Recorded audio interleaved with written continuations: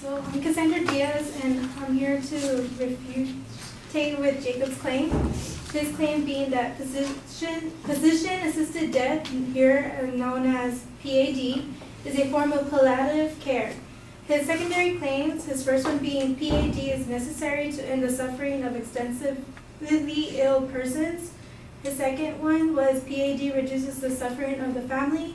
And third, PAD maintains an individual's right to determine their own fate. So my first response to his claim one was that the evidence used was not relevant to prove that PAD is a form of palliative care. The first piece of evidence used was an article by Dr. Abdul, which was about how Medicare is not truly used to its full potential. The article talked about how they would give out treatments and studies and tests that had nothing to do with the patient's illness, so therefore it didn't help them. He used a story about how the author interviewed his friend Bruce, who talked about his dad's surgery. So his father was a long life cigarette smoker who had developed a lot of clogged arteries. And the doctors warned Bruce about the risk of a stroke that could happen during his father's surgery. And I quote, "The father deferred the decision making to the son, who researched hospitals and found a team with a great reputation and lots of experience. The team told him that combined procedures posed a clear risk to his father for a chance of a stroke about 15%. Now, nowhere in the article does it come out about PAD or suicide as a form of palliative care. And it clearly showed that the doctors warned Bruce when he had the decision to take that risk. My second response to that claim, to his first claim, is that Dr. Kerokian was obsessed with death and practiced PAD with homemade machines and without safety guidelines. So in this article, in the same article that he used, he talked about Dr. Ali Kilali, who was a pain specialist, and he went to Dr. Kerokian to still have PAD practice on himself, even though it wasn't legal. But in that same article, it was stated about an investigation that was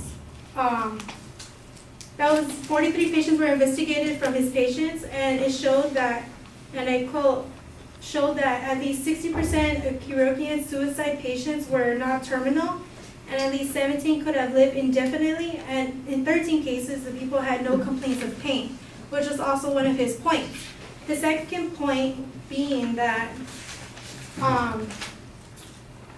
PAD reduces the suffering of family. Not enough data was shown to prove that PAD reduces suffering for families because there's not enough evidence and there's not enough studies. Dr. Howard Brody states that because the phenomenon of physician-assisted suicide, to the extent that it occurs today in the U.S., is an underground event, generally inaccessible for scientific scrutiny. Therefore, it's not something that we could really collect as data because there's underground surgeries going on and so on. And then my response to his third claim, which is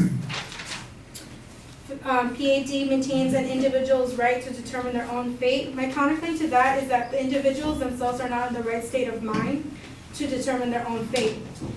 In the same article or in a different study shown for Dr. Kerokian's assist in suicide, his first 9 patients were females, and they all were the ages from 50 to 70. And out of the 93 cases reported in newspapers, the ratio was 65 women to 28 men, which shows that women are, and with more scientific study, women are more emotionally based. They make emotionally based decisions. So that being, if this male was protruding that this was the best way out, these women were weak. These women were forced, or not forced, but pressured. which shows that they were vulnerable, so they weren't in the right state of mind. Another study conducted by Ezekiel Emanuel, he surveyed 988 terminally ill patients. 60% supported PAD in hypothetical situations, 10.6 supported PAD for themselves, 95% associated PAD with depressive symptoms, and 95 of the patients with depression symptoms were more likely to change their mind on PAD. So they were more likely to change their mind later on. Instead of going for it, they were against it. And the survey concluded that a small portion of terminal ill patients seriously considered PAS for themselves over a few months. Half the patients changed their minds. Patients with depressive symptoms were more likely to change their minds about desiring PAS. Thank you very much.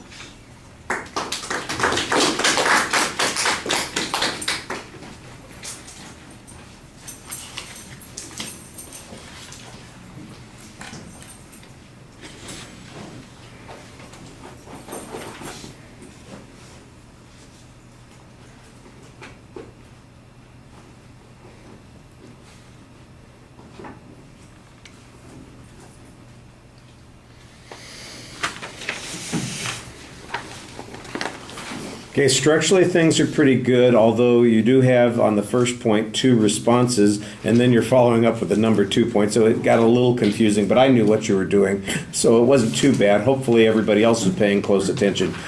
You probably need to work a little bit on becoming familiar with some of the terminology. Palliative care is just, it requires a little bit of practice. Since Kevorkian's name comes up repeatedly, that would have been maybe one that you would have spent a little bit of time on. Although it's nothing to hold against you, it just feels a little bit awkward when you aren't able to be conversant in the argumentative subject that you're talking about. The Medicare issue on the first point, I'm not sure what your point is there. It just doesn't make any sense. And the whole example about the guy and his dad and the stroke risk, I'm going, so what's the point?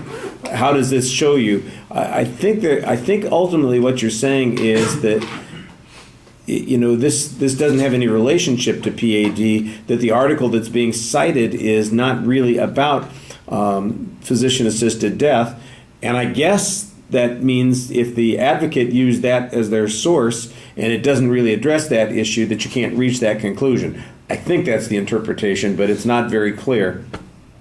I like the evidence that you went after Kevorkian with about the number of people that he assisted to die and the number who were probably potentially able to live much longer, and the number that weren't complaining of any particular kind of pain. Now that does raise some other issues. Does that mean that these were really not about relieving pain? It's not palliative care. Of the 13 out of the number that he talked about that it had no pain issues, clearly that's not palliative care, and I think that's the argument. Plus you want a source citation on that. On the second point, the suffering of the family,